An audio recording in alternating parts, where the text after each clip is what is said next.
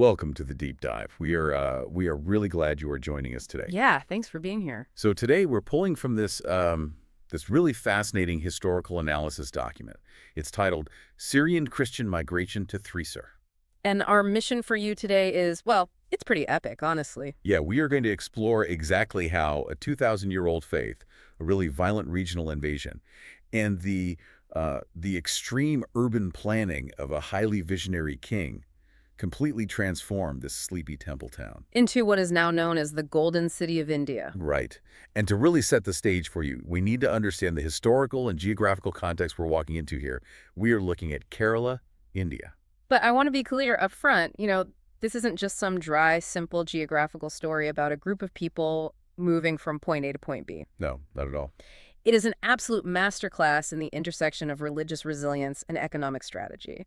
I mean, it's about how a displaced community and a monarch with a highly specific plan came together to reshape an entire socioeconomic landscape. Exactly. So whether you are listening because you're interested in history or economics or even just like modern urban planning, this deep dive is going to be packed with aha moments for you Oh, absolutely. about how communities not only survive immense pressure, but actually manage to thrive because of it. It's just a remarkable timeline to track. The ripples of what happened centuries ago are still completely defining the modern financial infrastructure of that region today. Right. And to really appreciate the sheer scale of this, we have to start at the very beginning. The source material takes us all the way back to 52 AD. Which is incredibly early. Yeah.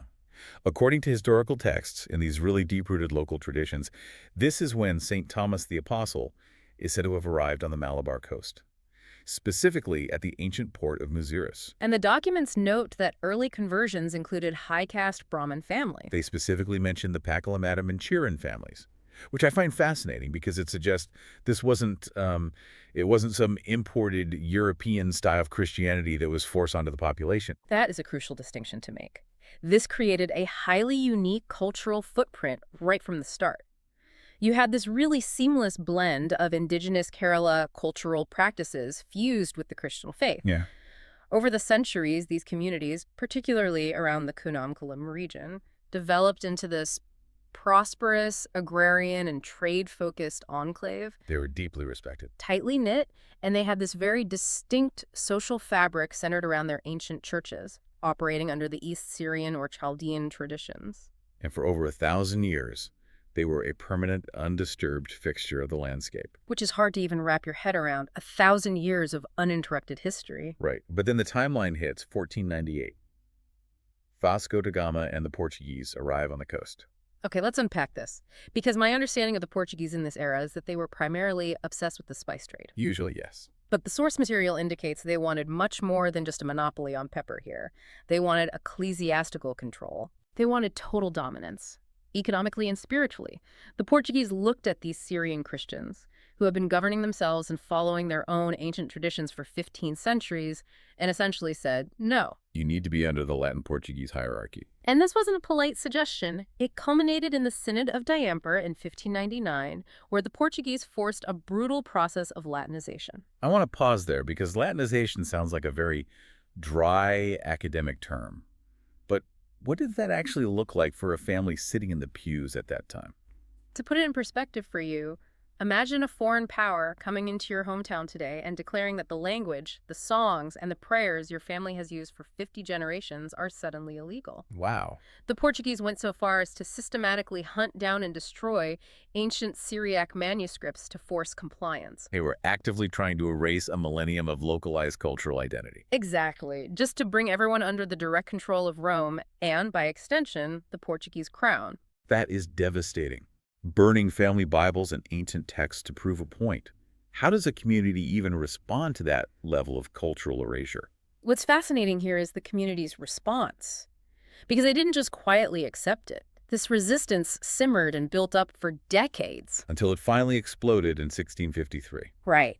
With an incredibly dramatic event called the Coonan Cross Oath, thousands of Syrian Christians marched to Matancherry. And there were so many people that they couldn't all physically touch the central stone cross, So they tied massive ropes to it. stretching way out into the crowd so that everyone could hold on. And together, they swore a unified oath renouncing the authority of the Portuguese Jesuit bishops It was this massive communal declaration of independence. I am just picturing the sheer cinematic scale of that. Thousands of people holding onto these heavy ropes, defying a heavily armed global empire just to protect their ancient liturgy. It's a powerful image of unity. But the source document mentions that this event actually led to a massive fracture within the community itself. How does a moment of such intense unity end up splitting them apart? Well, the oath was the easy part. The aftermath was complicated. The community had to figure out how to govern themselves moving forward, and that created a permanent schism. They divided into two primary factions, And we really need to break this down for you because it sets up the entire economic foundation of the city we are going to talk about. First, you had the Pasayakor. which translates to the Old Allegiance. Right. This group desperately wanted to keep their ancient East Syrian or Chaldean liturgical heritage, but pragmatically, they eventually agreed to remain in a loose communion with the broader Catholic Church. With a massive caveat, though. Yes, they insisted on native leadership and retaining their ancient rights. So the Pasayakor were walking a tightrope. They were trying to keep the peace with the global church structure while fiercely protecting their day-to-day cultural traditions. That is a great way to look at it. Then on the other side, you had the Puthoncore, the new allegiance. They completely rejected any dominance from Rome or the Portuguese. And to guarantee their independence, they reached out to the Patriarch of Antioch in the Middle East. Exactly. Over time, this faction adopted the West Syrian rite to align with their new theological protectors. I see. So the Pasayakor kept the East Syrian roots, and the Puthoncore adopted the West Syrian roots. But I have to ask, why are we digging so deeply into the weeds of a 17th century theological debate? How does this connect to the Golden City of India? I'm glad you asked, because for you listening, this seemingly abstract liturgical debate completely dictated the socioeconomic future of the region. Really? Yes. The specific families who end up building the economic empire of Thrissur were drawn almost exclusively from that Pasayakor faction. Because they negotiated that space to keep their native leadership. Precisely. That allowed them to maintain incredibly tight, hyper-local networks of trust. They spent the next 100 years after the split quietly building up their agrarian and inland trade networks. Avoiding the chaotic naval battles happening on the coast. That century of quiet, localized growth turned them into an incredibly capable merchant class. Which perfectly bridges the gap. They weren't just waiting around for a century, they were perfecting their trade. Yeah, Which brings us to the late 18th century. where the scene dramatically shifts. The quiet agrarian growth is shattered. Hyder Ali and later his son Tipu Sultan launched the brutal Mysorean invasions into the Malabar region. It was a period of absolute terror. The invading forces deliberately targeted the cultural and economic pillars of the region. The historical source highlights the destruction of the Arthad Church, which was this massive spiritual and social symbol for the Syrian Christian community. It wasn't just damaged, it was burned to the ground. And tragically, members of the community were murdered right inside the sanctuary. You can't even imagine the panic. That level of violence triggers an immediate mass refugee crisis. Thousands of displaced people flee toward the Kunnamkulam region, desperately seeking safety. Seeking protection from the local Rajas. So suddenly you have this massive pool of people who are highly skilled. They are merchants, traders, artisans who spent the last century building inland trade routes. And now they're essentially homeless refugees looking for stability. Right. And right at this exact moment of extreme crisis, we see the entry of King Rama Varma IX, better known as Saktin Tampuran. The Maharaja of Cochin. He is a brilliant, visionary leader who has just decided to move his capital to Thrissur. But we need to be clear about what Thrissur looked like at this time. It was not a bustling metropolis. Not at all. It was basically a sleepy, localized temple town surrounded by a massive, dense teak forest. And the urban planning he executes here is wild. The king decides he wants a modern urban trade hub, so he orders the clearing of a 60-acre teak forest right in the middle of the town. Completely surrounding the Vadakunathan temple. I want you to just picture the logistics of that in the late 1700s. 60 acres of old-growth trees, massive root systems, cleared by hand, and probably a lot of elephants, without a single modern bulldozer. It must have been a logistical and bureaucratic nightmare. And he did all of this just to build a massive circular road called the Swaraj Round. If we connect this to the bigger picture, you can see the absolute genius of Saktan Thampuran. He creates this magnificent infrastructure, this huge circular road that acts as a blank canvas for a city. But a road doesn't generate wealth. Exactly. He realized that to build a flourishing commercial center, he couldn't just rely on the existing feudal landlords. He needed a resident merchant class. He needed people who understood the mechanics of trade. People who had established networks and who were highly motivated to build something entirely new from the ground up. He needed the exact people who were currently sitting as displaced refugees just a few towns over. The Pasaiker families we were just talking about. Precisely. In 1794, and then formalized in 1796, the king issued a highly targeted invitation. He specifically invited Syrian Christian families from the suburbs, places like Oler, Oremburg, and Kortekad. Families who were displaced by the invasions. He invited them to come and settle in the heart of his new city. He built them a brand new commercial district right inside the fort gates called Puthenpeta, Right. which literally translates to New Market. And here's the detail that shows his strategic brilliance.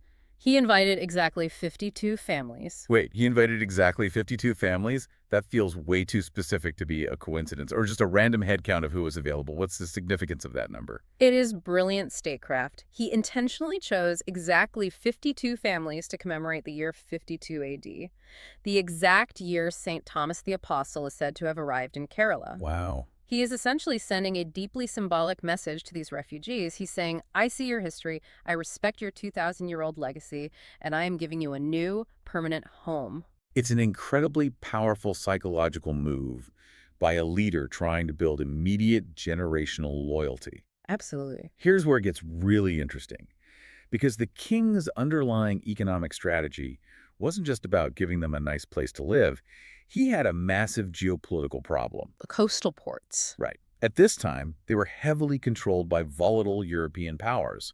The Portuguese, the Dutch, the British. Yeah. Sakti and Thampuran wanted to bypass the Europeans entirely. He looked at these 52 families and saw an opportunity. Remember, these are the families who spent the last century perfecting the inland trade routes. They already had deep generational ties to the agrarian communities. And the spice trade. Specifically, the highly lucrative pepper trade.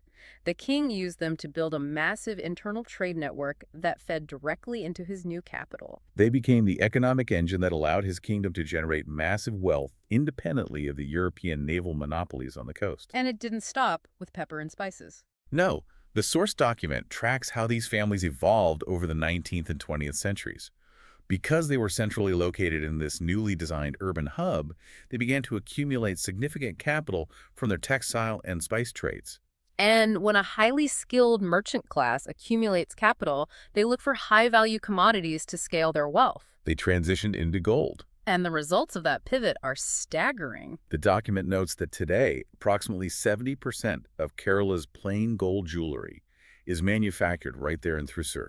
It is an incredible evolution, from a group of 52 displaced refugee families to controlling the gold manufacturing of an entire modern state. But to achieve that level of scale, they ran into a massive problem.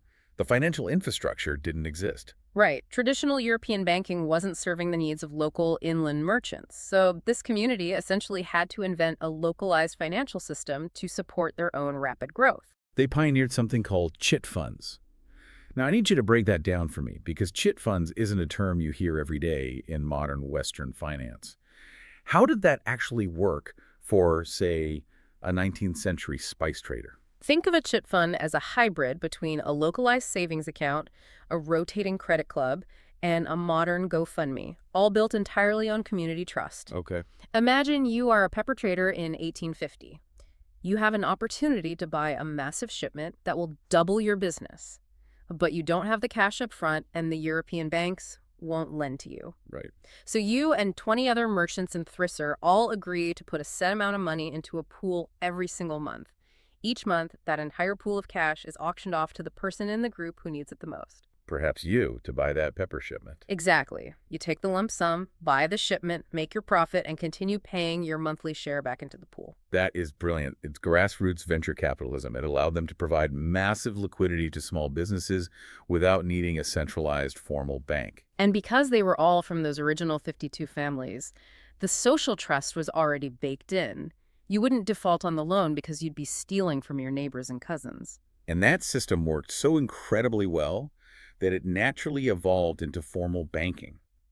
By the 1930s, Thrissur had become the absolute financial powerhouse of the region. serving as the headquarters for 58 different banks. Major institutions that still exist today, like the South Indian Bank and the Lakshmi Bank, were literally born from this specific migration, from the grassroots financial ecosystem these families created. And as they built this incredible wealth, their cultural identity began to physically map itself onto the town. I love this linguistic detail from the source. Hmm. When these families moved into the urban center of Thrissur, they obviously needed a way to distinguish themselves from one another. So they adopted surnames ending in -Karen. It functioned as a permanent geographic marker. So if your family originally came from the suburb of Arambur before the king's invitation, your new surname in the city became Aramburkaran. If you came from older, you became older Karen. Right. It's such a fun concept. It's like moving to New York City today, but legally changing your last name to Brooklyn guy or Queens guy so nobody ever forgets where you started. It's a beautiful way of anchoring their historical roots in their everyday modern identity. But despite all this massive economic success, the source points out that for the first couple of decades, they had one glaring issue in their new city. They didn't have a place to worship. For the first 20 years, these increasingly wealthy, influential merchants had to travel all the way back out to the suburbs just to go to church. But finally, in 1814, royal sanction was granted to build a church right in the heart of Thrissur. This became the Mart Mariam Big Church. Getting that church built must have been a massive moment for them. It was a monumental theological victory. Remember those 52 families? The ones from the Pezhayakur faction. The group that wanted to keep their ancient East Syrian roots, but had been pressured into the Catholic hierarchy by the Portuguese. Well, once they had their own church, built with royal patronage, and were secure in their immense economic power, they began a movement to reclaim their full independence. Over the course of the 19th century, through incredibly complex legal and ecclesiastical battles, this specific congregation eventually separated from the Catholic hierarchy entirely. They essentially used their new financial leverage to buy back their spiritual autonomy. They reestablished direct ties with the Assyrian Church of the East in the Middle East. They fought to ensure that the ancient ways the Portuguese tried to burn were preserved. Even today, parts of their Mass are still conducted in Syriac, a dialect of Aramaic. And adhering strictly to the ancient traditions of the Church of the East, they avoid using any statues or images on their altars. They successfully maintained a pre-European liturgical identity right in the middle of a modern, bustling financial center. So what does this all mean? We have a community fiercely protective of its unique Christian theology, operating right in the middle of a city built around a massive Hindu temple by a Hindu king. On paper, you might expect constant cultural tension. But the reality presented in the source is the exact opposite. Sakstan Tampuran fostered a beautifully secular, collaborative environment, and the proof of that trust is still visible today. The Mart Mariam Church has a long-standing tradition where they actually donate oil to the Hindu Permakabu temple. To be used during the massive Thrissur Puram festival, it's a symbol of deep, cross-cultural harmony that has lasted for centuries. It perfectly encapsulates the big takeaway for you as a listener today. The Syrian Christian migration to Thrissur is a supreme masterclass in adaptability. You have a visionary king who recognized that infrastructure alone, a 60-acre cleared forest and a circular road, doesn't make a city. He provided the sanctuary and the canvas, and in return, a displaced, deeply resilient people provided the commercial engine. They successfully bridged their ancient sacred traditions with modern global commerce without ever losing the core of who they were. And that connects directly back to why this matters to you right now. Whether you are leading a team, building a company, or looking at modern urban planning, this history proves that success isn't just about zoning laws or clearing land or laying down fiber optic cables. It is fundamentally about strategically empowering the right community. It's about creating an ecosystem where trust, trade, and culture can interlock perfectly. When you invite people to bring their whole authentic identities into a project, you don't just get a workforce. You get dedicated city builders. This raises an important question for you to consider as we wrap up. Look closely at how Sakthan Thampuran engineered this boom.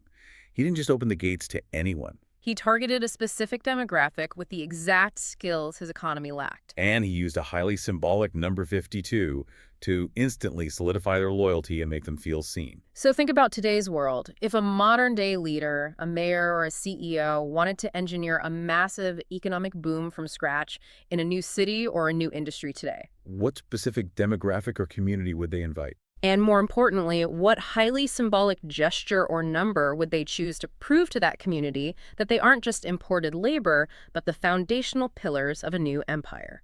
That is a fascinating thought to chew on. A huge thank you to all of you for joining us on this deep dive. Keep asking those big questions, and we will catch you next time.